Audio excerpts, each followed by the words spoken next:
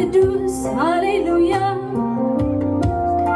የተከበርክ አምላክ ሃሌሉያ እግዚአብሔር ሆይ ሃሌሉያ እናመሰግንሃለን ሃሌሉያ ተባረክልን ሃሌሉያ ከፍ በልልን ሃሌሉያ እናመሰግንሃለን ሃሌሉያ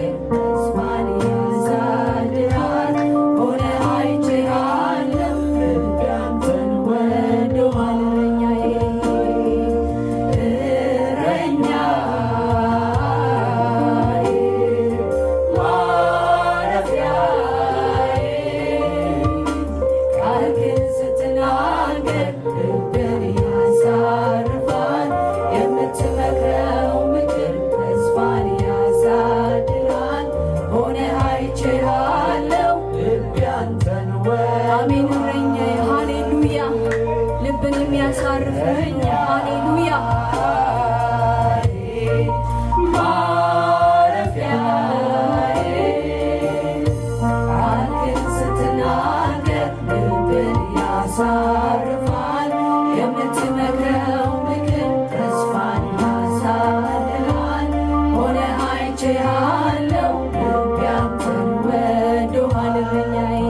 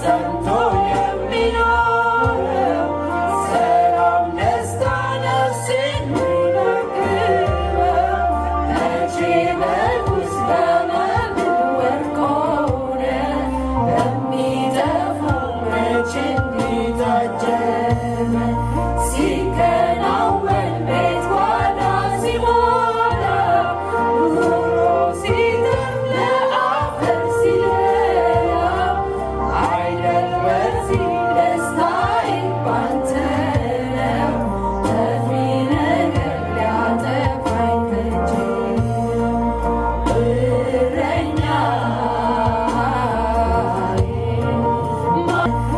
ሲከናወን ቤት ጓዳ ሲሞላ ኑሮ ሲተርፍ ለአፈር ሲለላው አይደል በዚህ ደስታዬ ባንተ ነው ጠፊ ነገር ሊያጠፋኝ ከእጄ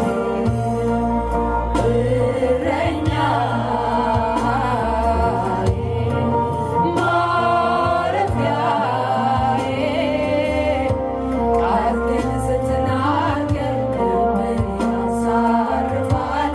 የምትመክረው ምክር ተስፋን ያሳድራል። ሆነህ አይቼሃለሁ ልቤ አንተን ወዶ እረኛዬ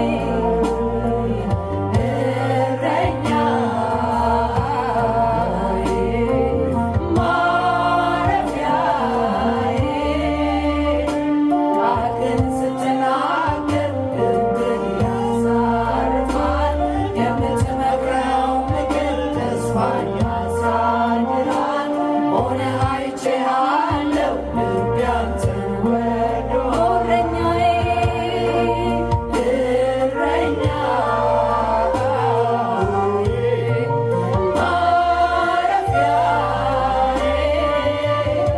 ቃልህን ስትናገር ልብን ያሳርፋል።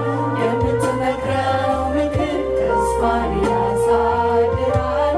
ሆነህ አይቼሃለሁ ልቤ አንተን ወዶሃል። ልቤ በሰው መቼም አይመካም። ብደገፈው ፈራሽ አልተካም። ዓይኑ በሰው በሟቹ ያረፈ እሱ ሲሞት ተስፋው አረፈ። አትደክም ኃይልህ አይደፈር። መንግሥት ካንተ ለሌላ አይሻገር። በጉልበት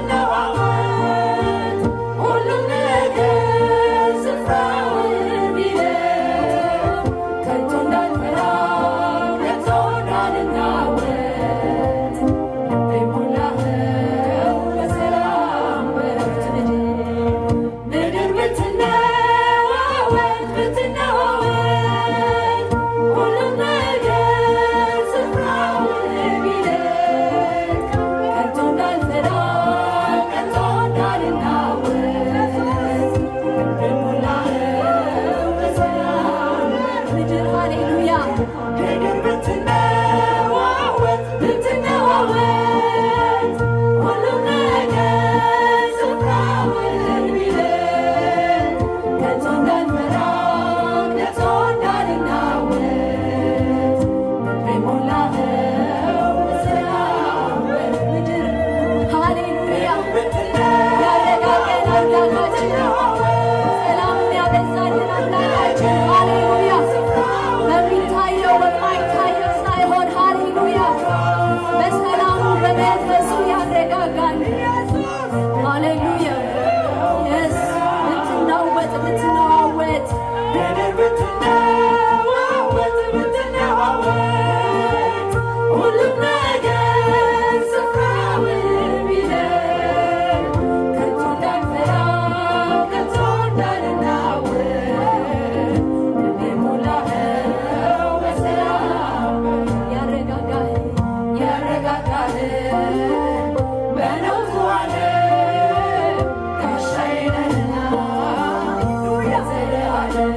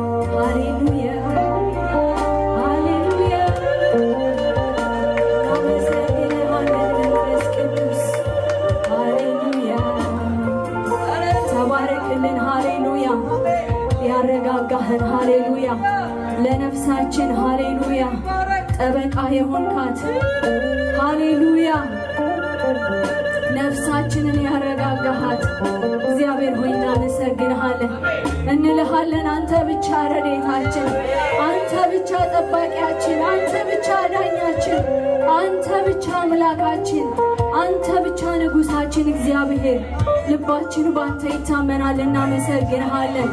ሃሌሉያ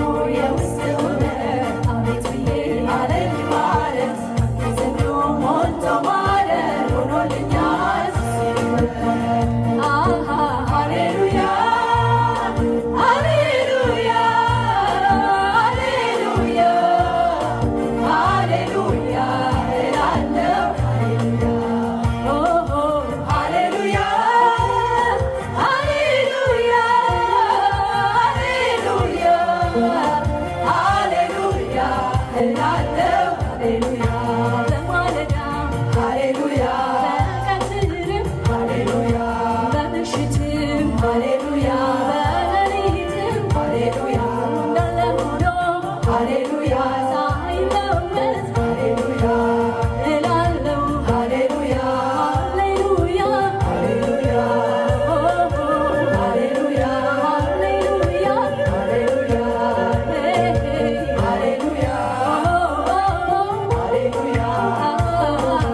ሃሌሉያ ሃሌሉያ አለ በላይ ሰላም በዝቶልኛል አለ በላይ ድል ማድረግ ሆኖልኛል አለ ከጎኔ ስትረዳኝ አየሁህ አለ በሕይወቴ ሕይወቴን አጣፈጥ አለ በውስጤ አለ በውስጤ ሰላም በዝቶልኛል አለ በላዬ ድል ማድረግ ሆኖልኛል አለ ከጎኔ ስትረዳኝ አየሁህ አለ በቤቴ ሕይወቴን አጣፈጥ አለ በውስጤ አለ በውስጤ ሰላም በዝቶልኛል አለ በላዬ ድል ማድረግ ሆኖልኛል አለ ከጎኔ ስትረዳኝ አየሁህ አለ በቤቴ ሕይወቴን አጣፈጥ መንፈስ ቅዱስ መጽናኛዬ አቅሜ ነህ ጉልበት ኃይሌ አማላጄ ነደጀኔ አቅም ኃይሌ መበርቻዬ መበርቻዬ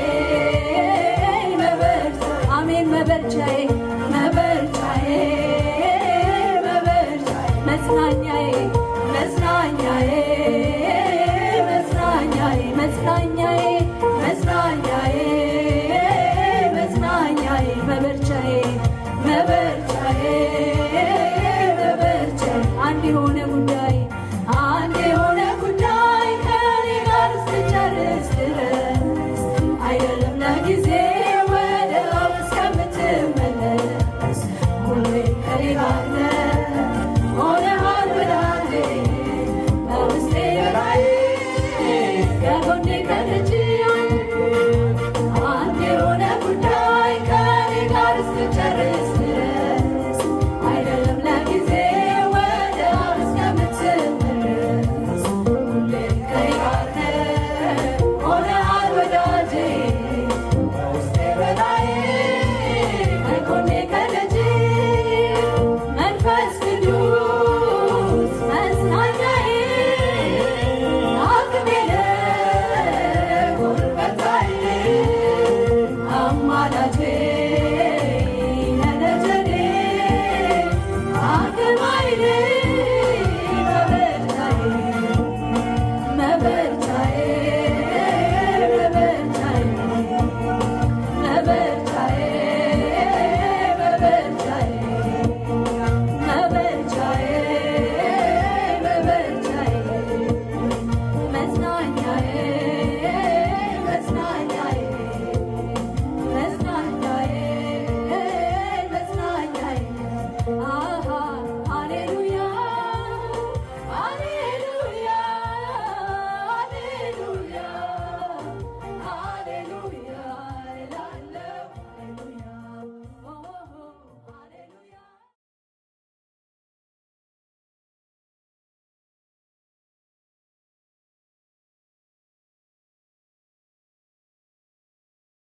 አቤቱ ጌታችን ሆይ እናመሰግንሃለን። ምሕረትህ በዝቶልናልና ተመስገን።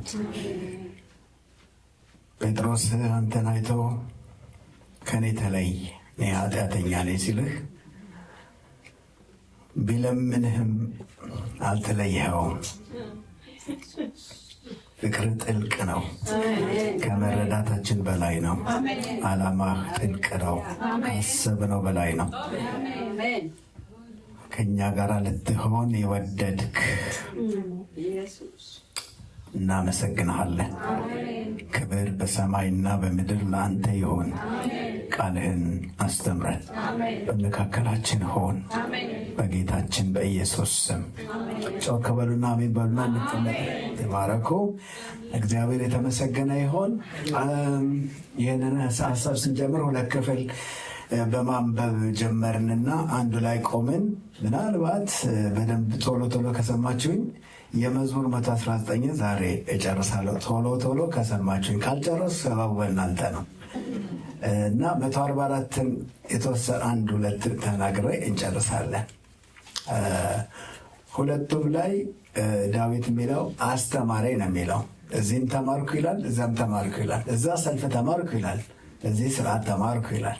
የሁለቱም አስተማሪ እግዚአብሔር እንደሆነ ስለዚህ እሱን እንመለከታለን። ይሄ ክፍል ፈታኙን የሚያመሰግን ተማሪ ነው የምናየው።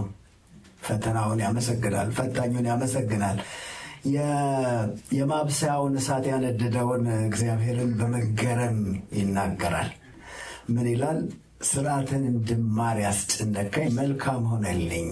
እግዚአብሔር ለምንድን ነው የሚያስጨንቀው? እግዚአብሔር ያስጨንቃል እንዴ?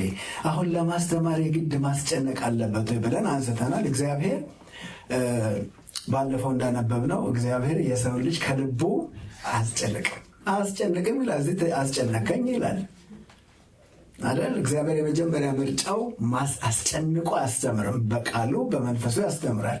ግን ሰው ትንሽ ሲለው መማር አይወድም እና ምድራዊ ምቾት መንፈሳዊ ጆሮን ስለሚደፍን መከራ ትምህርት አይደለም፣ የእግዚአብሔር ጆሮ ማስከፈቻ መሳሪያ ነው እንጂ መከራ ራሱ አያስተምርም። ግን ጆሮ ይከፍታል። ጥሩ በቃ እዛ ያልተገረዙ ጆሮች የሚላል አይደል? ያን ጆሮ መግረዣ ነው። እና ባለፈው እንዳነበብነው እኔ ሳልጨነቅ ሳትኩ። ዝም ብሎ በቃ ወንበር ላይ ቁጭ ብሎ ሳልጨነቅ አሁን ግን ቃልህን ጠበቅኩ። ስጨንቅ ልክ ገባሁ ማለቱ ነው። ልክ ገባሁ። ስለዚህ መከራ ትምህርት አይደለም ብለናል። መከራ ትምህርት አይደለም። መከራ ግን ትምህርት በደንብ እንዲገባን ክፍል ነው ማለት ነው። የእግዚአብሔር ክፍል ነው። ለምን እግዚአብሔር ያስጨንቀናል ብለናል። ሩቅ አይቶልን ነው እንበል። ዛሬ ሩቅ ሲያይ ቅርቡን ለማስጣል ሩቁን ለማስያዝ ቅርቡን መጨነቅ ያደርገዋል። በጽድቅ እየኖራችሁ እንዲህ ምን አጠፋው ብላችሁ በማይገባችሁ ሁኔታ ውስጥ እንድታልፉ ይፈልጋል። ለምን? ቅርቡ እንዲመቻቸው አይፈልግም። ደግሞ ሰው እዛ ምቾት መኮን ላይ መሰንበት ስለሚፈልግ አንዳንድ ንቅናቄዎች እግዚአብሔር ማድረግ ይፈልጋል ማለት ነው። ጉሮሮዋን ያዙልኝ ይችን ነገር። የሩቁን ስለሚያይ እግዚአብሔር፣ እኔና እግዚአብሔር ልዩነታችን እሱም ያውን ያለ ማየቴ ነው። እሱ ሩቅ ያያል፣ ዛሬ ያለው ዛሬ ነው። እሱ ነገ ያያል፣ የሚቀጥለውን አላይም። እሱ የሚቀጥለውን ዛሬ ነው የማየው። ስለዚህ ችኑ ጎመን በጤና ስለምንል ቅርቡ ካልመረረን ሩቁ ስለማናፍቅ ይህንን ሰፈር ያመረዋል እግዚአብሔር። በቃ ያመረዋል።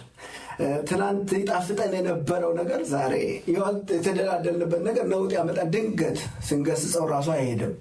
ጾም ጸሎት ስንወስድ ሁሉ ይሄ ነገር ይወገድ ስንል አንዳንድ እግዚአብሔር ይወገድ ያልነው ሁሉ አያስወግድም እና ያናውጠዋል። ስለዚህ እንዲህ አይነት አላችሁ ሩቅ አይቷል ማለት ነው እግዚአብሔር። ለምን አስጨነቀ ብላችሁ ካላችሁ ያው እግዚአብሔር ሩቅ ስላየ ነው። አሜን።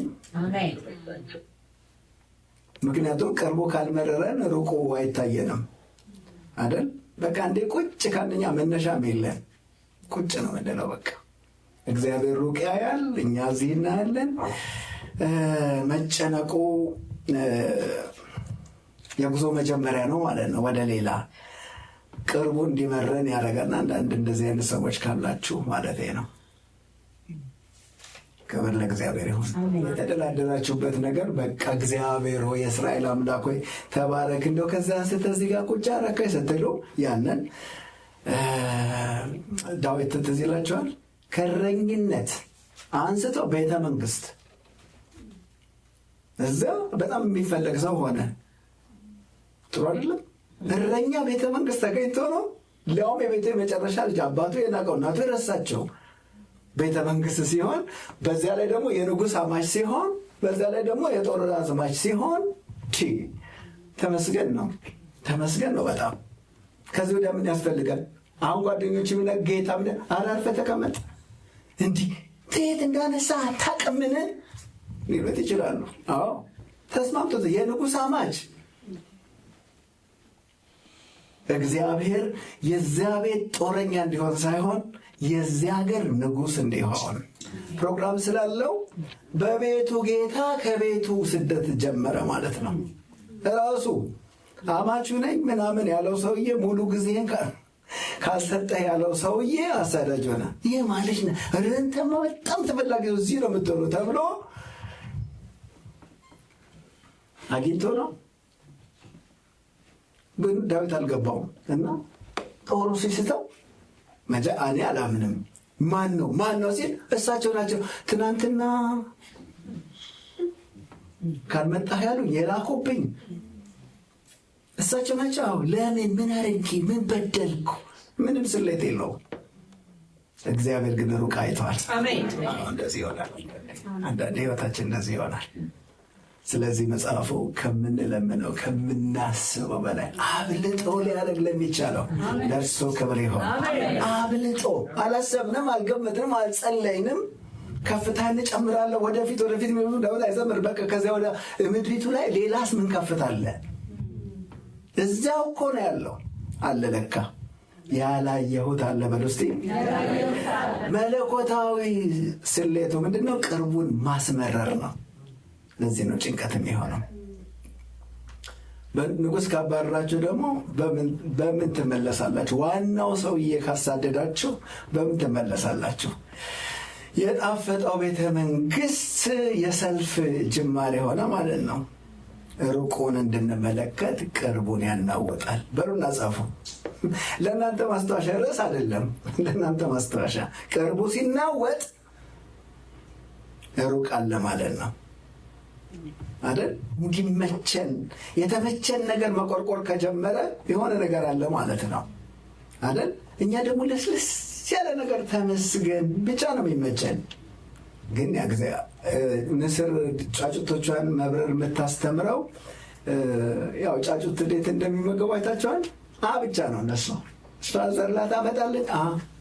ደስ ሲል እያሉ መኖር መብረር የለ ምን ለስለስ ያለ በንስር እንትን ላይ ተኝቶ ስትል እሷ አላማ ትይዛለች። ሁሌ ነው አይታቸዋት። ምግብ አጉርሳ ትሄዳለች፣ ትመጣለች፣ ታጎርሳለች።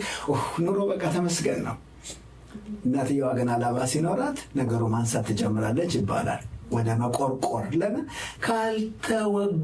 ካልወጋቸው መብረር ስለማይፈልጉ አንዳንድ የሚቆረቆር ነገር በጊዜው ላይገባቸው ይችላል። እናታቸው ግን መብረራቸውን ታስባለች። እግዚአብሔር የተመሰገነ። ስለዚህ መብረራችን ሲታሰብ፣ ሌላ ሲታሰብልን ይሄኛው ነገር ራሱ እግዚአብሔር እንዲቆረቆራቸው ያደርጋል። የጠፋሽ የሚሏችሁ ላይን ያለ ሲሏችሁ አለ ነገር በሉ እስቲ አለ ነገር። ስለዚህ ዳዊት ተጨነቅኩ ይላል። ለምንድን ነው የተጨነቀው? እማር ዘንድ ይሄ ነው። እማር ዘንድ ነው የተጨነቅኩት።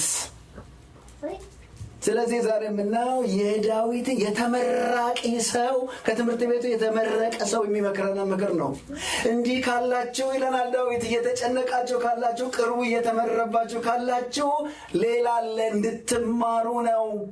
ስርዓት እንድትማሩ ነው። ባዶ እጃችሁን አትወጡም። እኔ ተመርቄያለሁ። እነዚሁና ምን ስርዓት፣ ከዚያስ የእግዚአብሔር ቃል ብልጫ ይዤ ወጥቻለሁ። ባዶ እጃችሁ እንዳትወጡ ተመራችሁ እንዳትሄዱ ይላል እና የሚነድባችሁ የሚያበስል እሳት ነው። ከዚህ ወዲያ መብሰል ምን አለ? ስርዓት ከመማር የእግዚአብሔር ቃል ከማሰብለት ምን ብልጫ፣ ምን ትልቅ ብስለት አለ። ለመልካም ሆነልኝ የተመራቂ ቃል ነው። እኛ በጣም የታደልን ሰዎች ነን። ያለፈው ሰውዬ እያስተማረን ስለሆነ ጥሩ አስተማሪ ነው። ትምህርት ቤት ላይ ቆመው አይዟችሁ ጭንቀት ውስጥ ያላችሁ አይዟችሁ፣ ነገር የጠበበባችሁ መንገዳችሁ በጣም የጠበበ አይዟችሁ አለ። አንድ ነገር ከእሳቱ ወጥቻለሁ እኔ ራሱ እግዚአብሔር ነው። በጊዜው ሳኦል ነበር ያስጨነቀ መሰለ፣ ለምኜዋለሁ። በኋላ ሳቅ ለካ ራሱ ነው እግዚአብሔር ያስጨነቀኝ። አሜን። በቃ መልካም ሆኖልኛል፣ ተረዱኝ። እና ዋጋ ማስተካከያ በአእምሮ ውስጥ እግዚአብሔር አስተምሮኛል። የዋጋ መለኪያ በልቤ ውስጥ አስቀምጧል። ምን ከአላፋት ወርቅና ብር ይልቅ የአፍህ ሕግ ይሻለኛል። የዚህ ትምህርት ቤት ልዩ ትምህርት ቤት ነው። አይታችሁት አታውቁም። ብዙ ትምህርት ቤቶች ገንዘብ እንዴት እንደምታገኙ ያስተምራሉ። ዳዊት ብርና ወርቅ ዋጋ የላቸውም አይልም። ቦታቸው ይሄ ነው ግን ይለናል። ቦታቸው ይሄ ነው። አስተማረኝ፣ ሚዛን ሰጠኝ።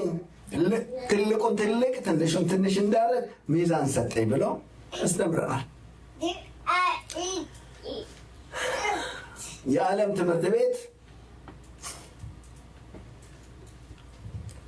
ብርና ወርቅ እንድንይዝ ያስተምራል።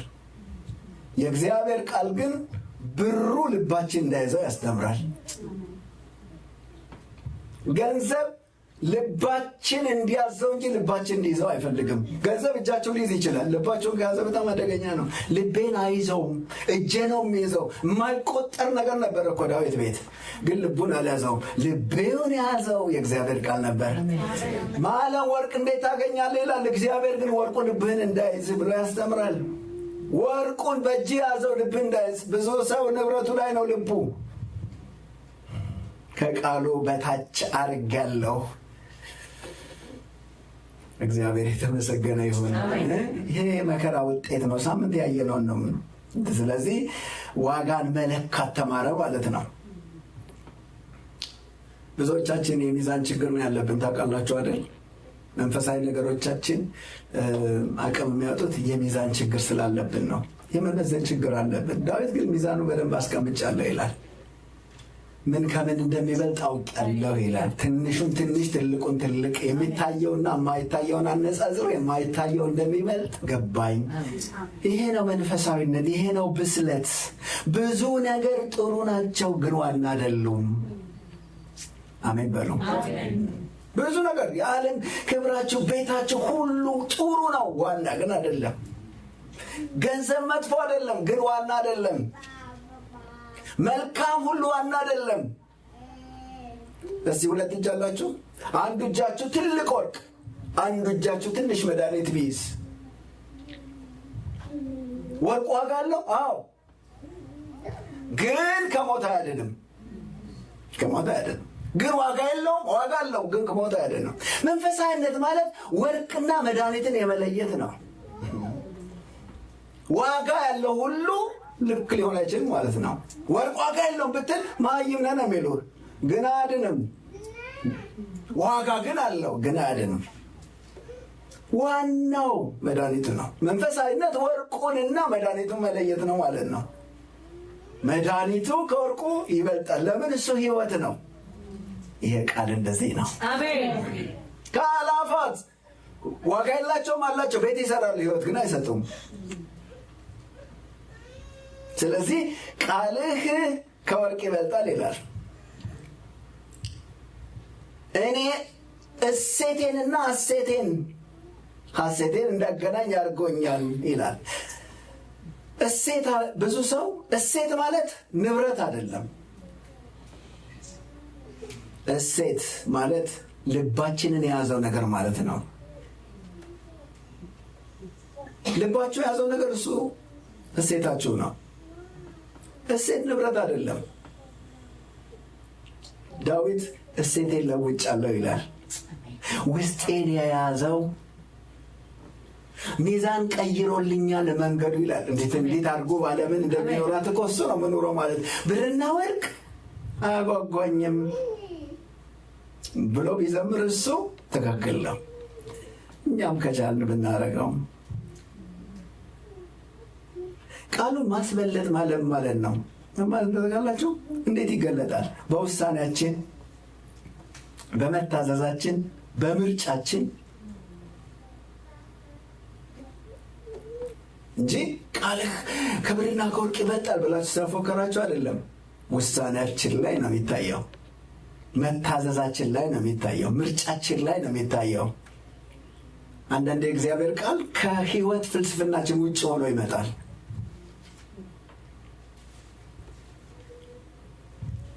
ወርቅና እግዚአብሔር እኩል ቢጠሩ ለማቤት እንደምትል እኮ ዘመኑ አሳየን። ምን ማለት ነው? ጥሩ አገለግል ነበረ ዛሬ በቃ ስራው ካልክ ያው በጣም የጮኸብህ እንትኑ ነው ማለት ነው። በጣም አስቸገርኳችሁ። እኔ ቃሌ ነው ክብርና ወርቅ ይበልጣል ብለህ ዘምረህ ምን አገልግሎት ስራ ካልክ ያው ያኛውን ድምፅ ነው በጣም የሰማው። አልበለጥብህም አስበልጥልኝ ብለህ ወደ ክላስ ብትገባ ነው የሚሻል ማለት ነው። ሚዛን ሲሳሳት ህይወት ይሳሳታል። ሚዛኑን አስተካክሎልኛል ይላል ዳዊት። ይሄ ጥሩ ዩኒቨርሲቲ ነው። አሜን። ወርቅን ታች አድርጎ የሚያስመርቅ ይሄ እግዚአብሔር። ስለ ገንዘብ ያላችሁ መረዳት ካልተስተካከለ ህይወታችሁ አይስተካከልም በጭራሽ። እውነተኛ መንፈሳዊነት ገንዘብን መረዳት ነው። ነገሮችን የምናይበት አይን ነው ብስለት። እኔ በጣም ጥሩ በሳውቅ ብስለት አይደለም፣ የዋጋ ልዩነት ነው። እድገት የሚመጣው ዋጋን በመለየት ነው። ቃሉ ከወርቅና ከብር በላይ ከበለጠብን እውነተኛ የእግዚአብሔር ተማሪዎች ነን። አጠገባቸው ያለውን ሰው እሴትህ ነው ሐሴትህ በሉና ንገሩት። እሴታችሁ ሐሴታችሁ ነው። እሴት ያደረግነው ነገር ነው ሐሴታችንን የሚያመጣው። ደስታችን የሚመጣው ከያዝነው ነገር ነው ማለት ነው። ዳዊት ምን ይላል? ብዙ ምርኮ እንዳገኘ ሰው በቃል ምን አለኝ? ደስ አለኝ። እንደ ምርኮ እንዴ! የምርኮ ደስታ ከሌሎች ደስታ ይበልጣል። ምክንያቱም በጣም ይበልጣል። ለምን? ዋጋ የተከፈለበት ስለሆነ። ይሄ ሰውዬ የሰልፍ ሰው ነው። መማረክ ያለውን ደስታ ስለሚያውቅ ቃሉ ምን ይላል? ምርኮ እንዳገኘ ሰው ሆኛለሁ ይላል። ምንድን ነው? በጦርነት ድል ማረክ፣ ማሸነፍ፣ መማረክ፣ መውሰድ። አቤት ደስታ! አቤት ደስታ! የማረካቸው ለታ ቃሌ እንደዚህ ሆኗል ይላል። ከፍርሃት በኋላ ይመጣ ደስታ፣ ከድል በኋላ ይመጣ ትርፍ። ጀግና ሰው ስለነበረ ስለ ምርኮ በጣም ያውቃል። በሀብቴ ነው ቃል ማለት ነው። የድል ምልክቴ ነው። የተከፈለበት ደስታ ነው። የከፈላችሁበት ደስታ እኮ በጣም ነው ደስ የሚል። ከፍላችሁበታል። የቃሌ ነገር እንደተከፈለበት ደስታ ነው የምቆጥረው። ታግዬ እንዳሸነፍኩ ነው የምቆጥረው። ዝም ብሎ ቁጭ ብሎ እንደመጣ ደስታ አይደለም፣ እንደ ምርኮ ደስታ ነው ደስ የሚለኝ። ስለዚህ እሴቴ ቃልህ ነው፣ ሐሴቴም ቃልህ ነው። ሐሴትን ማድረገው ደስ የሚለኝ በማን ነው? በቃልህ ነው። ለምን? እሱ ነው እሴቴ። አሜን። ስለዚህ ደስ የሚለኝ ለምን ደስታችን ተወሰደ ካለ ይሄ ነው።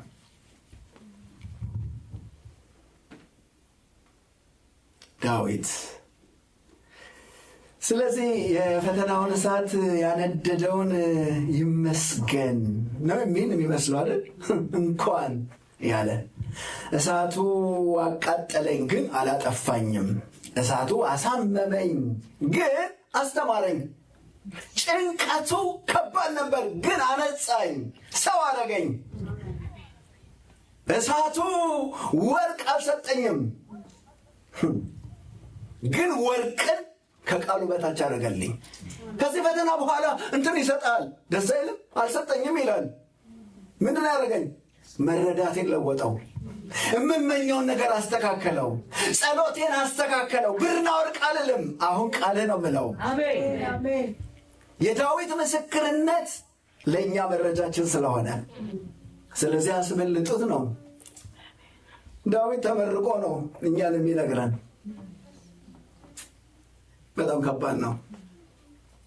እኛ በፈተናችን መካከል ሆነ ከፈተና የወጣውን ሰውዬ ነው እያነበብን ያለ ነው። ፈተና ውስጥ ነን እኮ፣ ችግር ውስጥ ነን። መልካም ይሆንላቸዋል ይለናል። ትማሩ ዘንድ ነው ይላል። ይሄ ትምህርት ቤት ትልቅ ውጤት ያመጣል ይላል። ይሄ ትምህርት ቤት የሚያስመርቀው ከባድ ምርቃት ነው ይላል። አለበት በደንብ አሜን። በእናንተና በእኔና በሞት መካከል ባልፍም የተመረኩበት ነገር ይበልጣል። የባለፈውን ዘመን አላማርርም። በደንብ የተማረ ሰው ባለፈው እንዳልኳችሁ የባለፈው ዘመናችሁ ትዝታችሁ መጥፎ ከሆነ አልተማራችሁ መከለሳችሁ አይቀርም ብያቸዋለሁ። ዛሬም እነግራችኋለሁ። እሷ ያደረገችኝን ሳኦል ያደረገኝን ካላችሁ ሌላ ሳኦል ይመድብላችኋል። ሳኦል በእድሜ ብዛት ቢሞትም ሌላ ሳኦል መመደቡ አይቀርም። ብዙ ሳኦሎች አሉት። ተማርኩ ስትሉ ነው የሚለቃችሁ። ይህ እስከ እድሜ ልካችሁ የሚያስተምራችሁ አስተማሪ ስለሆነ በገባችሁ ልክ አሜን። ስለዚህ ዳዊት ባላችሁበት መንገድ አመስግኑ ይለናል። የእናንተ አምላክ የዳዊት አምላክ ከሆነ አሜን፣ እኔን ያስመረቀ እግዚአብሔር፣ እኔን ያስጨረሰ እግዚአብሔር ለእናንተም የታመነ ነው ይለናል።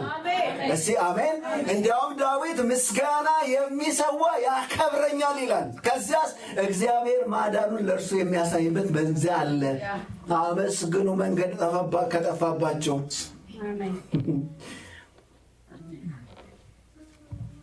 ወገኖች ስለ መስዋዕትና ስለ ምስጋና አንዴ ልናገር። በመከራ ውስጥ ነን ወገኖች። ጨርሶ ማመስገን ጥሩ ነገር ነው፣ በጣም እጅግ በጣም ጥሩ። ግን ሳይጨርሱ ማመስገን ነው። ዝማሬ ከምቾት ከስኬት ሲወጣ ምስጋና ነው። አድርገህልኛልና ለዘላለም ጓዳችን እያሰብ ጤናችን እያሰብ በጣም ጥሩ ነው፣ በጣም ጥሩ ነው። ውለታውን የተደረገልንን የረዳንን ያገዘንን እያሰቡ ማመስገን ምስጋና ነው። ማዳንህ፣ ተአምራትህ፣ በእኔ የሰራኸው ለእኔ የሰራው ጥሩ ምስጋና ነው። ሲሞላ፣ ጤና ሲስተካከል፣ እድሜ ሲጨምር በጣም ማመስገን ያስፈልጋል። ስለ ማንነቱ ማመስገን ያስፈልጋል። አሜን። እንዲያውም በቤተ ክርስቲያን ውስጥ ያለው ይሄ ብቻ ነው ልል ነበር። ይሄ ነው አረገልኝ። ሲያረግለት ሰው ለምስጋና ልቡ ይነሳል። አመስግኑልኝ፣ ጌታን አመስግኑልኝ የሚለው ያለታል። ልክ ነው። መስዋዕት ምንድን ነው? ይኸውላችሁ አንድ መዝሙር እየዘመርን አንዳንዶቻቸው ምስጋና ብቻ ይሆናል፣ የአንዳንዶቻቸው መስዋዕት ይሆናል። መዝሙር ግን አንድ ነው። ምን ማለት ነው? ያለንበት ሁኔታ ነው የሚወስነው። በተሰበረ ልብ፣ ባልተሳካ ሁኔታ ነገሩ እየጠዘጠዛችሁ፣ ነገሩ እያመማችሁ፣ ጉድለት እያለ ተመስገን ስትሉ መስዋዕት ይሆናል። አሁን ምን ያደረግን ነው? እያመሰገንን ነው። ሁለቱን አዋህዶ ጳውሎስ ወይም የዕብራውያን ጸሐፊ እንዲህ ይለናል። እንግዲህ ዘወትር ዘወትር ለእግዚአብሔር የምስጋና መስዋዕት ማለትም ለስሙ የሚመሰክሩ የከንፈሮች ፍሬ በእርሱ እናቅርብለት። መቼ? ዘወትር። ዕብራውያን አማኞች የተገፉ አማኞች ናቸው። ጎረቤት ያገለላቸው ናቸው። የተቀሙ ናቸው። ንብረታቸው የተወሰደባቸው ናቸው። የተሰደቡ ናቸው። ጸሐፊው ምን ይላል? ዘወትር የምስጋና መስዋዕት።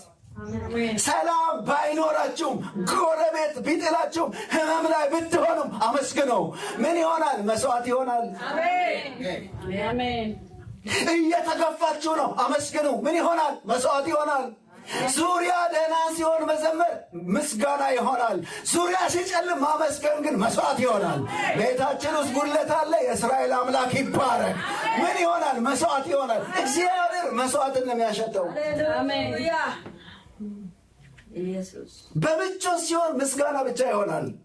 በፈተና ሲሆን ግን የምስጋና መስዋዕት ይሆናል። እስቲ አሜን ጮክ በሉና አሜን በሉ። ስሜታችን አይፈቅድማ። አሞኛ ተመስገን፣ እንዴት ነው ገስጸው ፈውሰኝ ነው የሚመጣልኝ? እንዴት ይመጣልኛል? እንዴት ይሻለኛል? ነገሩ እኮ አለ። ተመስገን አይመጣላችሁም። እንዲያውም ሲዘምሩ ሰዎች ያበዱ ይመስሏችኋል። ምን አለባቸው እነሱ አትሉ ብላችሁ አታውቁም ብዬ አውቃለሁ። ታድለው እንዴት የሚያዘምር ጉዳይ ውስጥ ናቸው። ጀግና ማለት የጥዝጣዜ ውስጥ ሆነው ያኛው ስለተደረገለት ሲያመስግን፣ አንተ በጉልህ ካመሰገንክ ያንተ ይበልጣል፣ መስዋዕት ይሆናል። ጮክ በልና አሜን። ከስሜት በላይ መሆን ጉድለት አለ። ዘወትር ነው ደግሞ የሚለው ዘወትር በምቾት ጊዜ ብቻ አይደለም፣ ዘወትር። አንዳንድ ቀን ሲመቻችሁ ከእንቅልፋችሁ እንደተነሳችሁበት ስሜት ሳይሆን ዘወትር፣ መልስ ስላለ ሳይሆን መልስም ስለጠፋ፣ ተናገረ ብላችሁ ዝም ላላችሁ ዘወትር፣ አለው ሳይል የሚሰማ አለ። አሜን። በስብራት መካከል፣ በጨለማ መካከል፣ በመረሳት መካከል መቼ? ዘወትር። ሰው ሲያያችሁ ይቺ ምናምን ሲላችሁ የዕብራውያን ሰዎች ሲገፏችሁ ዘወትር። አሜን። ምን የከንፈር ፍሬ ምን ማለት ነው? የከንፈር ፍሬ የሚገለጠው ከልብ ነው። ልባችሁ ጥሩ ከሆነ ከንፈራችሁ ላይ ጥሩ ይሆናል። የልብ ነገር የሚገለጠው በከንፈር ስለሆነ ልብ ምሬት ሲሞላ ከንፈር ሌላ ነገር ያመጣል። መስዋዕት ምስጋና መቼም ነው መስዋዕት የሚሆነው? በማይገባህ ነገር ውስጥ ሆነ ተመስገን የምቆጥረው ነገር ሳይኖርህ አደረገልኝ የምትለው እንዲሁ ምን አግኝታ ነው ብለው ምንድነው ነገሩ ምን ተፈጥሮ ሲባል ምንም ትውልዱ ለምንም ምስጋና ስለማያቅ ግር የምታሰኝ ሰው የምትሆነው ለዚህ ነው። የልብ ምስጋና በምቾት የምንዘምረው የተቀበልነውን መልካም መመስከር ትክክል ነው። በጣም እኔ እንደሱ እንዳዘምሩ አላልኩም፣ ግን የጀግና መዝሙር ሳይቀየር ሁሉ እንዳለ ሆኖ ሲያመሰግን በአምላኩ ተማምኖ ሳይቀየር እስቲ አሜን። ምን ሆኖ ሁሉ እንዳለ ሆኖ ይቻላል። አዎ ይቻላል። ምስጋና የሚሰዋ ያከብረኛል፣ መንገድ በዚህ ያሳያለሁ። መንገድ ከጠፋብህ መንገድ ማግኛው ምስጋና ነው። ምስጋና የእግዚአብሔር መንገድን መጥረጊያ ነው። እስቲ አሜን። ጥቅጥቅ ባለ ጨለማ ካለ ምስጋና ካለ የበለጠ ይጠቀጠቅብሃል። የሚገልጠው ምስጋና ነው። ሰዋ ጮክ በሉ አሜን። ምስጋና ለማዳኑ የማረፊያ ነው። ማዳኑ የሚያርፈው ምስጋና ላይ ነው። አጠገባቻችሁ ብታመሰግን ማዳኑ ያርፋል በሉ። ወደብ ነው፣ የማዳኑ ወደብ ነው። የእግዚአብሔር የማዳኑ ወደብ ምስጋና ይባላል። ስንሰዋ አታማሩ፣ አመስግኑም። አንዳንድ ጊዜ እግዚአብሔር መንገድ የሚዘጋው የጥበቃ መንገድ መዝጋት የሚባል አለ። ሊጠበቃቸው ይዘጋባቸዋል። አሜን። ጮክ በሉ አሜን። መንገድ ከጠፋ ምስጋና ነው። በምቾት የሚመጣ ምስጋና ወጣ ብለን በፈተና ውስጥ ቤተክርስቲያን እንደዚህ ብትዘምር ሁል ጊዜ ወገኖች በጨነቃቸው ጊዜ ማመስገን ልመዱ። በሩ ሳይከፈት መጉኖ ሳይቀየር ነገሩ እንዳለ ሳይቀየር ሁሉ እንዳለ ሆኖ ቤቱ እንደዛው መዘመር ነው እንጂ ከተመለሰ ጸሎት መዝሙር ግዴታ ነው። ባትኑ ዘምር ብላቸው ይገፋፋቸዋል። አሜን አሜን በሉ ይላቸዋል። ምንም ይገርም ነገር አይደለም። በቃ ይፍለቀለቃል። መዝሙር ሁሉ ለእናንተ እልልታ ነው፣ ጭብጨባ ነው። ነገር ግን ጭልም ባለ ጊዜ እንደተረሳችሁ ሲሰማችሁ በምቾት የሚወጣ ምስጋና ዝማሬ ነው። በፈተና ውስጥ የሚወጣ ምስጋና ግን ለእግዚአብሔር መስዋዕት ነው። ጮክ በሉ አሜን። የትም ሁሉ ተመስገን በሉ። የተከፈለበት ምስጋና ደስ ይላል። ምን ማለት ነው? ታማኝ ነው ማለት ነው። ዳዊት ጨርሻለሁ ይለናል። እኛ ግን ታማኝ ነው ብለን እኛ በእምነት እንዘምራለን። እስቲ በእምነት እናገራለሁ በሉ። በእንባው ሲዘመር መስዋዕት ይሆናል። እያለቀሳችሁ ተመስገን ስትሉ አልገባኝም፣ ተመስገን ስትሉ አሜን። ትምህርቱ ያለፈው ተማሪ ይመክረናል። ጭንቀቱ ዓላማ አለው ይለናል። ልትመረቁ ነው ይለናል። እንደ እግዚአብሔር ፈቃድ የሆነ መከራ አለ። ምን ማለት ነው? ለመዳን መታመም ይባላል። አንድ የአጥንት ስፔሻሊስት አውቃለሁ፣ የና ቤቴ ዘመድ ነው። አንድ ቀን ምን ሲናገር ሰማሁት። እነዚህ እግራቸው የተጣመሙ ሰዎችን ይወስዳል እና አክሞ አድኖ ያውቃል። እና ሲናገር ሰምቻለሁ። ምን አለ? የተጣመመው እግር ምንም መፍትሄ የለውም አለ፣ መስበር ነው አለ። ይሰበርና እንደገና ይሰራል። ምንም ብታረጉት አይቃናም፣ እንዲቃናስ ይሰበራል። ይሰበርና ቀጥ አድርጎ እንደገና ሰብሮ የተጣመመ አጥንት ለመጠገን መንገዱ አለ ምንድን ነው አለ? መስበር። መስበር በጣም ከባድ ነው። መጽሐፉም እንደዚህ ይላል በሆሴዕ ምዕራፍ 6 ቁጥር 1 ኑ ወደ እግዚአብሔር እንመለስ እርሱ ሰብሮናል። እኔ መስበር እንኳን ለሚገርመኝ ቀጥሎ ብለን እርሱ ሊፈውሰን ለምን ይሰብረናል?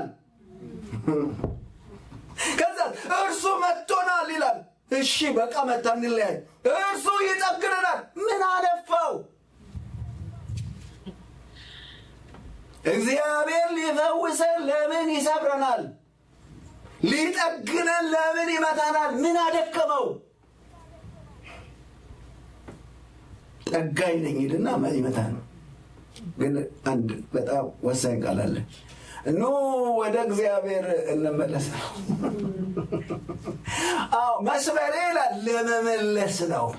እንደማ እንደ አጥንት ስፔሻሊስቱ ቀጥ ለማድረግ ይሰብራል። እስቲ አሜን። ስርዓት እንድንይዝ መንገዳችን እንዲስተካከል የምንደፋው ሲበዛ፣ ጠማማነት ሲበዛ አረግና እንደገና ያሽገዋል። ኖ ይሰብረናል፣ ይጠግነናል፣ ይመታናል፣ ያድነናል። ለምን? እንድንመለስ መንገዳችን እንዲስተካከል። የጠቢብ ጌታ ስሙ ይባረክ። መሰበሩ መጨረሻ አይደለም፣ የመመለስ ጥሪ ነው ይለናል። መሰበር መጨረሻ አይደለም፣ የፈውስ መጀመሪያ ነው።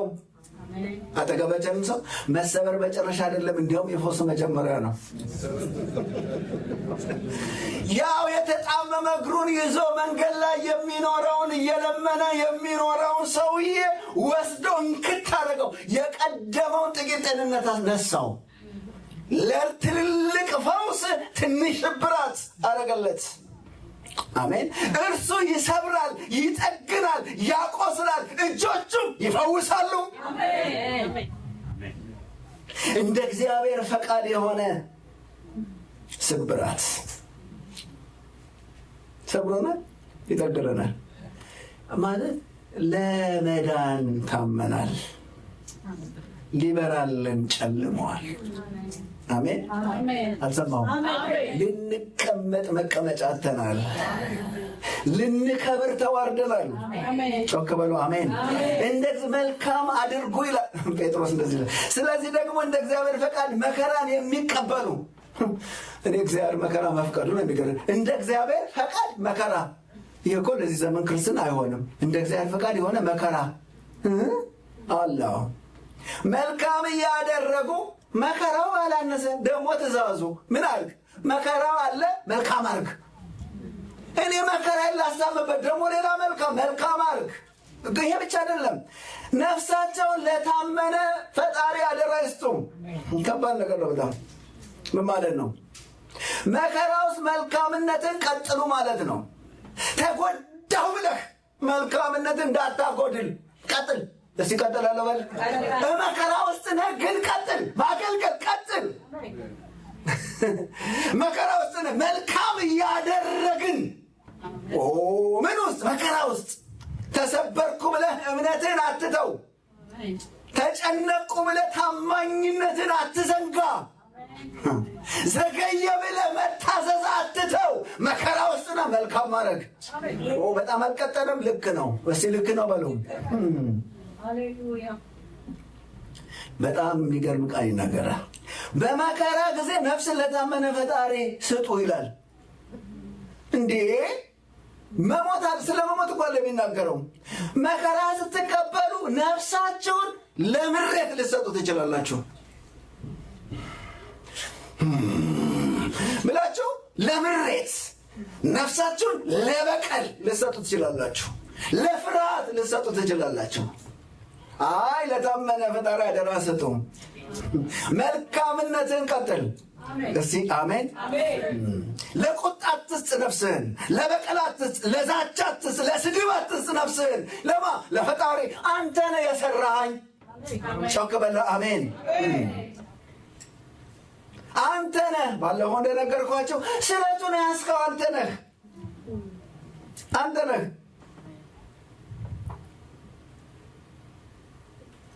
ነገሩ እኛ ላይ ክፉ መሆኑ አይደለም እኮ ማሳሳቢው ነገር። ነገሩን የያዘው ማን ነው? ነው እግዚአብሔር ነው። እሱ ሰብሮናል። ሰባሪው እሱ ተሆነ ተመስገን። አልሰማችሁም? ምንድን ነው ያ ዘማሪ ያለው? ይሁን ቄሳር ምናምን እዚያ ሰይጣን ከሚያቆላምጠኝ ከቻለ ምናልባት እሱ አይችልም። ከሚያቆላምጠኝ እዚህ እርገጠኝ። እዚህ እንዴት ጥሩ ምርጫ ነው! ሰገነት ከማደር ቀራሪዮ ይሻለኛል። ሲገባን ዳዊት ጭንቀቱን በጭንቀት ብቻ አላየውም። ጭንቀቴ በእግዚአብሔር እጅ ላይ ነው። ባለፈው እንዳልኳቸው ላስታውሳቸው፣ ሳኦል ቆሞ አንተ አይደለም የኔ ሰሪ። አሜን። እድሜን ከሚያሳጥር ነገር ልትገላግለኝ ባጭር ከቀረ ህይወት ልትገረ ኩራቴን ልትገርስ ስለቱን ስለያዝክ አመሰግናለሁ። የምረቃው ማረጋገጫ ላይ ሆኖ ይነግረናል ዳዊት እያንዳንዱን ነገር በትዝብት። ወይኔ እሱን እንኳን ወገኖች የምታፍሩበት ታሪክ ካላችሁ አልተማራችሁም። እግዚአብሔር ጸጋ አልገባንም ማለት ነው። ጳውሎስ ታሪኩን ያመጣላል። ተሳዳቢ ነበርኩ ይላል። ቆሞ ዝም ብሰብክ አንገላች ነበርኩ። ታውቃላችሁ ጴጥሮስ እንደካደ ጴጥሮስ እንዳልጻፈ ታውቃላችሁ። ካደ ሻይ ምናምን የሚለው ጴጥሮስ እኮ ነው ያልጻፈው በማርቆስ። ጻፍልኝ ክጄ ነበር። እሱን እንኳን ዝለለው አላለም። ጻፍ ክጃለሁ፣ 3 ጊዜ ክጃለሁ። ለምን? የወደቁትን አይደለም ያወት ያነሳቸውን ነው። የምትደብቁት ታሪክ ካለ በምህረቱ አታውቁም፣ ምህረቱን አልተማመናቸውም። ዳዊት በመዝሙር እንደዚህ ይላል። መዝሙር 34 ቁጥር 1 ከዛ በፊት ያለው በ54ቱ ትርጉም ምን ይላል መግቢያው? ባሳደደው ጊዜ ሳኦል በአቤሜሌክ ፊት መልኩን በለወጠ ጊዜ መልኩን ለወጠ። ዳዊት ነው የጻፈው። መልኩን ለውጦ ነበረ። ምን ብሎ? በነገራችን ላይ ዳዊት የተሰደደው ወደ ጎልያድ ሀገር ነው፣ ወደ ጌት። ዳዊት የተሰደደው የጎልያድን ሰይፍ ታጥቆ ወደ ጎልያድ ሀገር ነው። ምናልባት በመጽሐፍ ቅዱስ ትምህርት ከ3 ዓመት እስከ 4 ዓመት ባለው ጊዜ ውስጥ ነው ሰይፉን ይዞ ጎልያድ ሀገር ወደ ጌት ኮበለለ ይለናል። ሰዎቹ አወቁት። ይሄ ዳዊት አይደለምን? ንጉሳችን እንትናችን ጀግናችንን የገደለብን አይደለም? አወቁት። ጉዱ እናንተ ምን ጦርነት ቢበዛበት ነው ወደ ጠላቱ የሸሸው? አንዳንዴ የቤቱ ጦርነት ወደ ሌላ መልኩን ለወጠ ይላል። ላጩን አዝረከረከ፣ ግድግዳው ላይ ተጠግቶ እንዳበደ ሰው እንደዚህ ያለ ላጩ በጺሙ ላይ ወረደ ይልና መጽሐፉ ይለና በአንደኛ ሳሙኤል ምዕራፍ 21 ቁጥር 10 ታነባላችሁ። ወደ ጌት ንጉሥ ወደ አንኩስ ሄደ ይለናል። አንኩስ እኮ ገና እየተናደደ ነው። ያ የገደለው ባገኘው እያለ አጣብቀዋለሁ እያለ እየዛተበት ነው። መጣ ድንገት። ውይ ታገሰው። ሳኦልን ታገሰው። ምሮኛል ብሎ ተመልሶ ይዘምራል፣ ተመልሶ ያገለግላል። ሰውየው አይድንም፣ በከባድ በሽታ ተይዟል። በቃ ሄዳለሁ አለ። እንዳበደ ሰው ሆነ። እኔ እንደውም ሳስብ ወደ ጌት ለመሄድ ሲያስብ ነው እኮ ያበደው። በዚህ አይደለም እንደቱ የጀመረው። ራሱ ወደ ጎልያድ ሀገር ለመሄድ ማሰብ እኮ ማበድ ነው። የጭንቀቱ ብዛት፣ የትኩሳቱ ብዛት አሳበደው። ማሰቢያውን እንዴት ወደ ጌታ አንዳንዴ መከራው ማሰብ እንኳን ይሳናቸዋል። እግዚአብሔር ግን የታመነ ነው። መልኩን ለወጠ ይላል። ይሄ ዳዊት አይደለምን አሉት። ንጉሥ ነው አሉ። ዳዊትን ዛሬ ያገኘ ነው ያንን ጀግናን የገደለው ሰየ ደጃለላ አሉት። ሲመጣ ይንደፋደፋል፣ ለአጩ ተዝረክርኳል። እኔ እብድን ምን ታመጣላችሁ? እሰፈራችን ብዙ እብድ አለ አይደለም እንዴ? ይሄን ወደዛ ውሰዱ አለ ይላል። ሃሌሉያ! አረ እሱ ነው። እኔ እብድ አልፈልግም።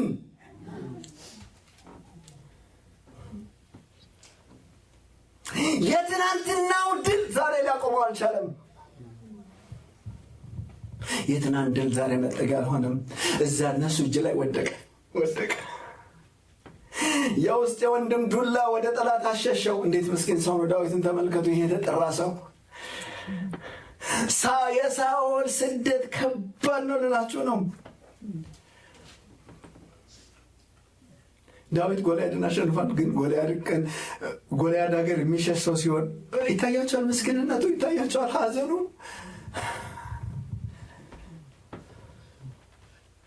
ወገኖች፣ አንዳንድ የሰዎች ጭከና ማመዛዘን እንዲያቀታቸው ያደርጋል። የቤቱ መከራ በጣም ከባድ ይሆናል። አንዳንድ ሰዎች ታውቃላችሁ አይደለ? ከእግዚአብሔር ቤት መከራ ወደ ዓለም የሄዱ ሰዎች ዳዊት ማለት ነው። ዝም ብለው የሚወረወሩ አፋቸው የሚወረውር ነገር እዛው ምን አለኝ ብለው ወደ ጌት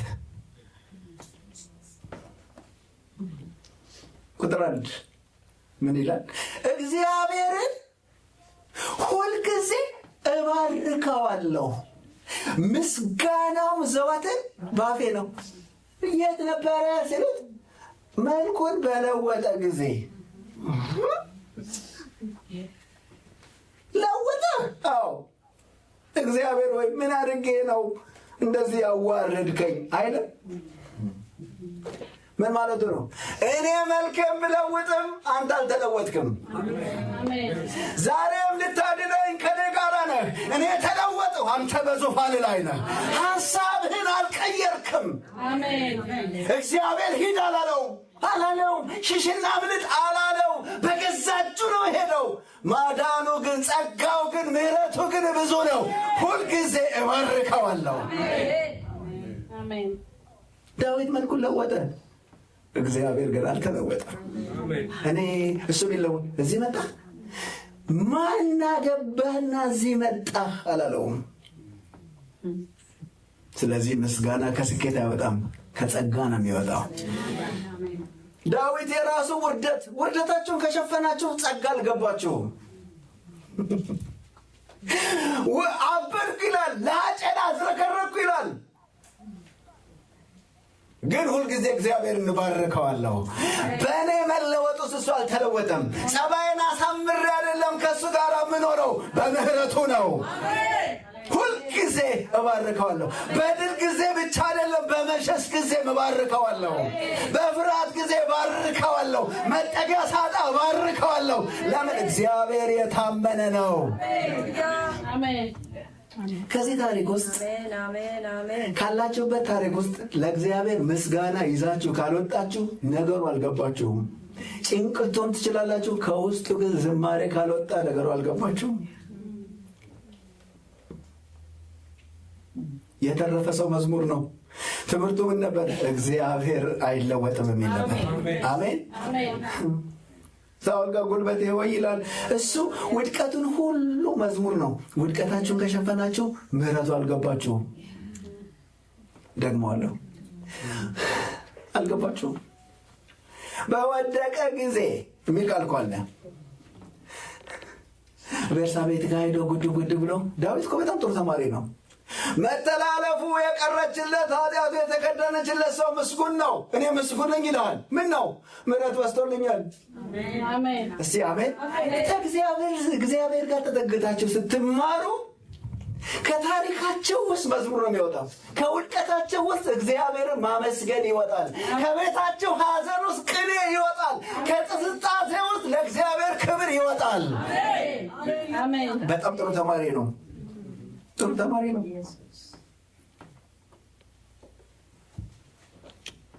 ደግሜ እነግራለሁ። ዛሬ ጨርሻለሁ ይሄን ሀሳብ። ታሪካችሁን ስታስታውሱ ጨለማ ነገር ከታያችሁ አልተማራችሁም። ውድቀት ሊሆን ይችላል፣ ምንም ችግር የለም። ግን ምሕረቱ ይበልጣል። ሃሌሉያ። ሐዘን ሊሆን ይችላል፣ ሰው ጥሏችሁ ሊሆን ይችላል። እሷማ ያደረገች አይኗን አያሳየኝ ካላችሁ ትከለሳላችሁ። ስሙኝ፣ ሰይጣን ሀሳቤ የጨርስ ስለሆነ ጥቂት ነገር ነው የምናገረው።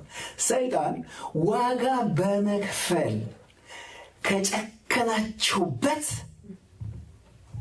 ፕላን ቢ ዋጋውን እንዳታገኙ ይተጋባቸዋል። መጀመሪያ የሚገዳደረው አያስፈልግም፣ በጽድቅ መኖር አያስፈልግም። ምን ያስፈልጋል? ምን ያስፈልጋል ነው የሚልህ። እኖራለሁ፣ ለጌታዬ እኖራለሁ፣ አረጋለሁ ታልክ። እሺ ፕላን ቢ ዋጋ ክፈል፣ ዋጋውን ግን እንዳታገኝ እተጋባሃለሁ ይልሃል። የዕብራውያን ጸሐፊ ምን ይላል? እንግዲህ ታላቅ ብድራት ያለውን ድፍረታቸውን ምን አልበለው። ድፍረት ነበራቸው፣ ብድራት አለው፣ ዋጋ ይሰጠዋል ለድፍረታቸው እግዚአብሔር። እንግዲህ አንዳንድ ነገር ካልታየኝ ይቅርታ ያደርጉልኛላችሁ። እሺ ከዛስ የእግዚአብሔርን ፈቃድ አድርጋችሁ የተሰጣችሁን የተስፋ ቃል እንድታገኙ መጽናት ያስፈልጋችኋል። ዋጋው ማግኘት አለባችሁ። ተግታችሁ፣ ቆማችሁ፣ ጸንታችሁ። ዋጋ ያልከፈለ የለም። አሁን ሰይጣን የተጠበበብን ዋጋውን ጥለን እንድንሄድ ነው። አደጋ የመጣብን ዋጋውን ያህል መኖር አቃተን። በመከራ ባቆማትን ቤተ ክርስቲያንን፣ እራብን ታገስን።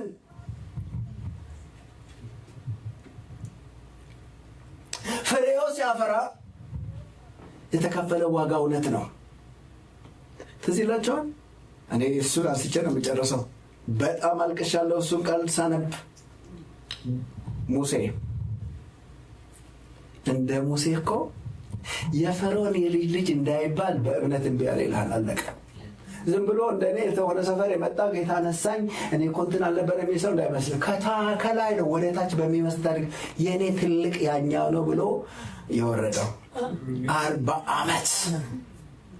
ዓመት ዋጋ ከፈለ ቢባል ቢሰራ አይ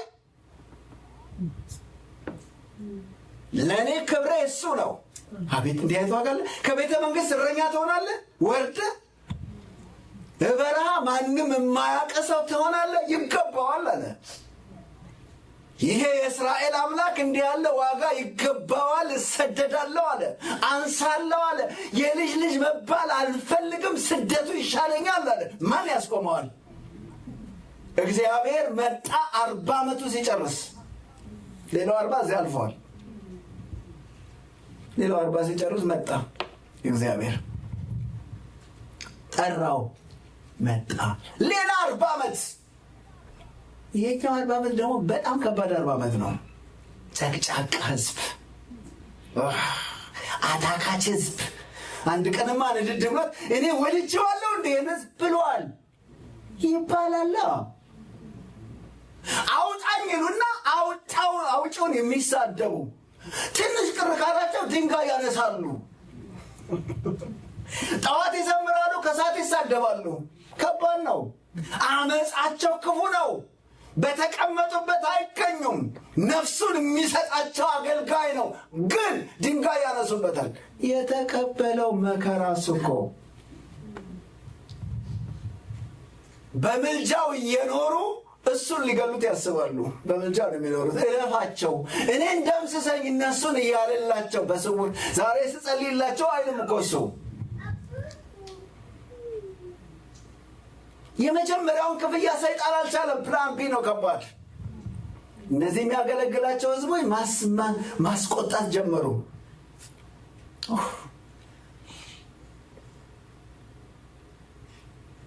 ዋጋውን ከፍሏል፣ በደንብ ከፍሏል። አንድ ቀን ህዝቡ በጣም አናደደው፣ አበሳጨው።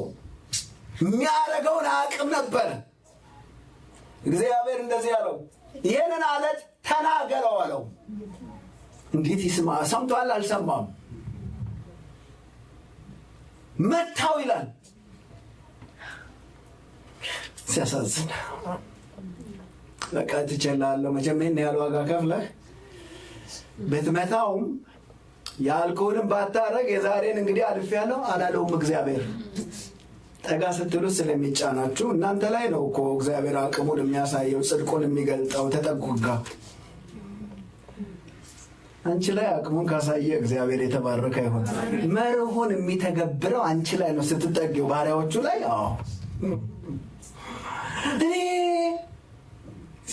አይ ደግመህ እንዳትጠይቀኝ ባጭር ቃል አረት እንዲህ ጾሜ ልጸልይ፣ ደግመህ እንዳትጸልይ። አላረገውም። ዋጋ ከፍያለሁ እኮ ግን ዋጋው ማግኘት አልቻልክም። ምን አረግ? ጥቂት አለመታዘዝ፣ ትንሽ የሚመስል ግን መለኮታዊ መርህን የሚቃወም 40 ዓመት የታገሰውን 2 40ዎች የታገሰውን ሰውዬ በበረሃ የተንከራተተውን ጥቂት ሲቀረው ያ ሁሉ ዋጋ የተከፈለበት ነገር ከዛ ሁሉ ዋጋ እቃውን ይዞ አልሄደም። ከነዓን አለማግኘት ማለት ቀላል ነገር አይደለም። መታዘዝ ነው የምፈልገው ከመስዋዕት ስለሚበልጥ። ምነው አንድ ዘማሪ አለ፣ ምነው ሸሸህ ልመጣ ስል ልጎበኝ፣ ምነው ሸሸህ ብሎ ይዘምራል ታደሰ እሸቴ። ምነው ሸሸህ ልመጣ ስል ጥቂት ልጎበኝ፣ ምነው ሸሸህ። እምቢ አለው። አይገርምም? ያ ሁሉ ዋጋ ከፍሎ ወገኖቼ፣ አገልግላችሁ አልቀሳችሁ አሁንስ እንዳትሉ፣ ብልጭ እንዳይልባችሁ። ሰይጣን አንደኛው ሐሳቡ ዋጋ እንዳከፍል ነው። ዝም ብለህ አይ ይገባል ከፍላለሁ፣ ለጌታ ዋጋ ከፍላለሁ ብላችሁ ከሄዳችሁ በኋላ ዋጋችሁን ደግሞ እንዳታገኙ ሊያስቀራችሁ በሙሴ ቁጣ በትንሽ አለመታዘዝ ኃይለኛ ማስጠንቀቂያ አለን ለእኛ። ታግሳችኋል? ታገሱ። ቆማችኋል? ቆሙ። ይመጣል አላችሁ፣ ቆሙ ነው የምላችሁ። ታግሳችሁ ቶሎ ይመጣል፣ ታገሱ። አጠገባችሁ ያለ ሰው ታግሳል? ታገስ። በሉት፣ እንደገና በሉት። ታግሳል? ታገስ። ቆመሃል? ቁም። ጸንተሃል? ጽና። ይመጣል። አይ ባይመጣም እስቲ አሜን። ዋጋዬን እቀበላለሁ የሚል መንፈስ ያስፈልጋል። እቆማለሁ። ካልመጣስ ይመጣል። እጠብቀዋለሁ። ካልሆነስ እሄዳለሁ። ካልመጣ እሄዳለሁ። እስከ ሞት የታመንክ ሁን። ነገር እስኪሆን አይደለም፣ ነገር ስክትክት እስኪል አይደለም፣ ዋጋዬን እስክቀበል። ዋጋዬ በእጄ ነው አለው ጋር ሄጄ እስክቀበል ድረስ ይህን ታማኝነት አጸናለሁ። ድፍረታችሁን አትጣሉ ይላል ጌታ። ያላችሁትን አትጣሉ። ብድራት መጽናት ያስፈልጋል። ዳዊት ይኸው ይዣለሁ ይላል። ይኸው የተመረኩበት ስርዓቱን ተማርኩ፣ ይኸው መልካም ሆነልኝ፣ ይኸው ዋጋው ይኸው። አሜን። ብዙ ሰው ዋጋ ይከፍላል። አገልግለው የሆነ ቦታ ሲደርሱ ይበቃቸዋል። ሰዎች ደግሞ ያስብላል። ዛሬ ከዚህ ቤት ሆኜ እነግራቸዋለሁ፣ ቁሙ። አሜን። ዋጋችሁ ባለፈው ሳምንት እንደነገርኳቸው በጣም ሞኝን ሰዎች ምን ያደርጋሉ? ከፍለው እቃውን ይዘው አይሄዱም ብያቸዋለሁ። ከፍለዋል እኮ ያላቸውን ሁሉ አሟጣው ከፍለው ዋጋውን አይወስዱም፣ እቃውን አይወስዱም፣ ታማኝነትን አይወስዱም፣ መጽናትን አይወስዱም። ባዷቸውን ይሄዳሉ። የሚያስከፋ ብዙ ነገር አለ። ዳዊት ግን እንደዚህ ይለናል። እንደ ዳዊት የተጨነቀ ሰው የለም በፍጹም። መንገዱን በሙሉ መርምሩት፣ በእኔና በሞት መሃል አንድ እርምጃ ቀረ። እንዲህ ያለ ሰዎች አላቸው እዚህ? እርግጠኛ ነኝ የላቸውም። አንድ እርምጃ እንደዚህ በቃ እግዚአብሔር ገብቶ የተሳቀቀ ህይወት እኮ ነው የኖረው። የተሳቀቀ ደህና ነው ሲባል ደህና አይደለም ሰውየው። እቤት ጠርቶት ጦር ይወረወሩታ ግድግዳውን ይመታል። ለትንሽ ይስተዋል። እንዳለን የኖረው እኮ በግልጥም በስውርም እኮ የተጠቃ ሰው ነው። ወዳለሁ ብሎ መሞቻውን ያዘጋጅለታል። ወጥመድ ያዘጋጅቶ እኮ ጦርነት የሚሰደው ሰው ነው። እንደሱ መንገዱ የጠበበበት ሰው ነበረ ዳዊት። የራበው ሰው ነበረ ዳዊት። እንደ ሞተ ሰው ተረሳው ብሏል። እንዲያውም አንድ ክፍል ላይ በእኔ ወደ ያየሁት ወደ ግራም ወደ ቀኝም ተመለከትኩ፣ የሚያቀኝ ሰው አጣሁ። ያን የተቀባ ሰው ተረስቷል። በዚያው አልጨረሰም። እግዚአብሔር በመልካም ሽምግልና አሜን ዋጋው ሰጠው። አታቋርጡ ትምህርቱ። ምን እማርህ ዘንድ ምን ያለ እማርህ ዘንድ አታቋርጡ።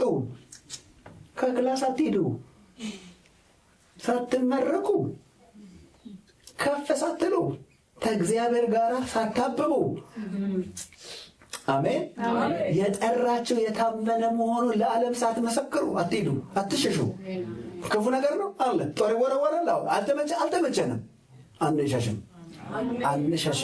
የመጀመሪያ እምነታችን እስከ መጨረሻ ጽንተን እንይዛለን። ለምን? የጠራን የታመነ ስለሆነ። ምን እንዘን እማር ዘንድ ነው። የእግዚአብሔር ትምህርት በጣም ከባድ ትምህርት ቤት ነው። ከባድ ስልጠናው የተግባር ነው። የተግባር ትምህርት አይታችኋል? የተግባር በቃ ውጭ ነው፣ ሜዳ ላይ ነው። አሁን ንጉሥ ለማድረግ ማሳደድ ያስፈልጋል። የንጉሥነት ስልጠናውን የሚሰጠው ከንጉሥነት የተሻረው ሳኦል መሆኑ አይገርምም? ስልጠናውን የሰጠው እሱ ነው። አሁን ታላጣው አስተማሪ እግዚአብሔር ሳኦልን አስተማሪ ያደርገዋል። ስንት ደጋግ መምህራን እያሉ አንተ በደንብ በሚቀርጽ ጨካኝ ሰው ነው ብሎ ሲያመን የማይተወን ዳዊት እኮ አንድ ጊዜ አመመው። አሞታል አሉት። እግዚአብሔር ይባርክ አይልም? አሞት ተኝቷል ሊመጣ አይችልም ብለው ይልኩበት እስከ አልጋው አንጡልኝ እንድገለው። ስማ ያለ ሰው አለ። እግዚአብሔር ከዚህ ሰው ጋር አይመስልም። አምጡልኝ፣ እስከ አልጋውን ተሸክማቸው አምጡልኝ፣ ይገለዋለሁ። ለዚህ ለተጠራ ሰው እንዲህ ያለ ሰው ይመደባል። ዳዊት ይላል እማር ዘንድ ጥልቅ ነው። የእግዚአብሔር ትምህርት ጥልቅ ነው፣ ማይለቅ ጥልቅ ትምህርት ነው። እማር ዘንድ ነው። አሜን። አማች ያደረገው ራሱ ለወጥመድነት እንደሆነ ባለፈው ነግሬያቸዋለሁ። እንዴት ይይዘዋለሁ ሲል ልጁን ለወጥመድነት ይሰጣል። ሰው መልካም ትዳር ሊል ይችላል። ሰው ትውልድ ትክበድ ብሎ ነው አይደለም፣ ወጥመድ ትሆን ብሎ በልጁ ላይ የጨከነ ጨካኝ እኮ ነው። ሚስት እንድትሆን እኮ አይደለም፣ እንድታጠምደው። ክፉ አስተማሪ ነበር። እማር ዘንድ ዳዊት ጨርሶ ሲያው ያ ሁሉ ነገር ለካ አንተ ነህ የያዝከው፣ አንተ ነህ የተከታተልከኝ፣ አንተ ነህ ጨረስከው። አሜን። አታቋርጡ። በሚቀጥለው ሳምንት 2 ሳምንት ነው ምናልባት ከዚህ በኋላ የምናገረው። ምን ይላል? ሰልፍን አስተማርከኝ። ይሄኛው ስርዓትና እግዚአብሔር ቃል ነው የተማረው። እዚህ ደግሞ ሰልፍ ነው የተማረው። ስለ ሰልፍ ደግሞ ሁለቱም አስተማሪ እሱ ነው። እኔ የምለው እግዚአብሔር ተዋጊ ነው ይላል መጽሐፍ ቅዱስ። ተዋጊ ነው ስሙም እግዚአብሔር። ስንዘምር ራሱ ደስ ሲል፣ ግን ሰልፍ ማስተማሩ ከባድ ነው። እሱ ተዋጊ ሆኖ ምን አጨቃጨቀው? እኔ ማሰልጠን ምናምን። እግዚአብሔር ጥላው እንድንሆን ይፈልጋል። ጥላ ማለት ነው። ጥላ ማለት አካሉ የሚያደርገውን ነገር የሚያደርግ ማለት ነው። እስቲ እኔ እግዚአብሔር ጥላ ነኝ በሉ። እንደገና በሉ። ጥላው እንድን ነው። አሁን እዚህ ቤት ጥላ የለም መሰለኝ፣ የለም አለ የታያቸውን ጥላ የለም ማለት። ጥላ ማለት አካሉ እንዲህ ሲል ጥላውም እንደዚህ ይላል፣ እንዲህ ሲልስ እንደዚህ ይላል። ልክ ጥላ እንድንሆን እጁ እንድንሆን። አሜን። እግዚአብሔር ሰይጣንን በጣም ሊያዋርደው ስለፈለገ በትንንሾች ነው ሊገጥሞ የፈለገው። ስለዚህ እግዚአብሔር ጦር ሜዳ አይወጣም፣ እኛን አሰልጥኖ ይልከናል። እና ሰይጣን ይላል አሁን እቺ የመጣችብኝ ይላል። የተሸከምነው ስም አሜን። ስልጠና በስውር ነው፣ ድሉ ግን አደባባይ ነው። ሰልፍን ምን አለኝ? አስተማረኝ። እስቲ አሜን። ምን ይላል መጽሐፍ ቅዱስ? ስለ ከሚጠቡና ከሕፃናት አፍ ምስጋና አዘጋጅ። ቀጥሎ ብለህ ስለ ጠላትህ እንዴ! ለምንድን ነው ጠላትን ሊመታው ሲያስብ ልጆቹን አመስጋኝ ያደረጋቸው? ስለ ጠላትህ ሊገጥመው ያሰበው ትልቅ ባይሆን በትንሽ በተናቅን በቤተ ክርስቲያን ሰልፍን ዛሬም የሰልፉ ጌታ እኛን ያስተምራል። አሜን። አሁን የተማርነው ምንድን ነው? ስርዓትህን እማር ዘንድ ምን አደረግን? ተማርኩና ስርዓት ተማርኩ። ሁለተኛ ቃልህ ከብርና ከወርቅ ይበልጣል። የሰውዬ ቢዋጋ ቀጥሎ ምንም ችግር የለም። በእርግጥ የእግዚአብሔር ቃል ቅደም ተከተሉ እንደሱ አይደለም። ነገር ግን እንደተጻፈው እኛ እናደርግና ሰልፍን አስተማርከኝ። አንዳንድ ጊዜ እግዚአብሔር የነገ አደባባቸው ሳታውቁት በስውር በትንንሽ ትግል ወደ ትልቅ ድል ይወስዳችኋል። ጎልያድን ሳያይ ስለ ጎልያድ የተዘጋጀ ስውር ተማሪ ነበር። እሱ ትልቅ አርጎ እያዘጋጀለት ነው። አቤት ትልቅ ትግል ወገኖች! አንዳንድ ጊዜ የተዘጋጀልን ጦርነት ድላችንን እንዴት እንዳደገ መጽሐፍ ቅዱስ ከዚያ በፊት ሳነብ ይላል ፀጉር የማይሰጡ ወንጫፊዎች ነበሩ ይላል። እንዴት ጎልያድን እንደሳቱትና እንዳደገ አላውቅም። እኔ እንደሳስብ እግዚአብሔር ለዳዊት ነው ያሳደገው። እሱም ገለህ ነው። በድምፅ ብልጫ አይሆንማ። የሕዝብ ልብ እንዴት እንደሚያገኝ እግዚአብሔር እያዘጋጀ ነው። በትልቁ አድርጎ ሰው ምን አሉ? ማን ይችለዋል? ዳዊት እኮ አንድ ነው ያለው። ማን ይስተዋል? ይሄንማ በጣም ቀላል ትልቅ ነው በጣም። አሜን። አንዳንዴ እግዚአብሔር ልባችሁ በትልቅነት ይባርከው። ሰልፍ የተማረ ሰው እሱን በሚቀጥለው 2 ሳምንት ብቻ ታገሱኛላችሁ አይደል? ቆመን እንጸልያለን። አንድ ነው ዛሬ ምክሬ። ይህን ቃል የምደመድመው ዋጋችሁን አትጣሉ እባካችሁ። ዋጋ ከፍለሽ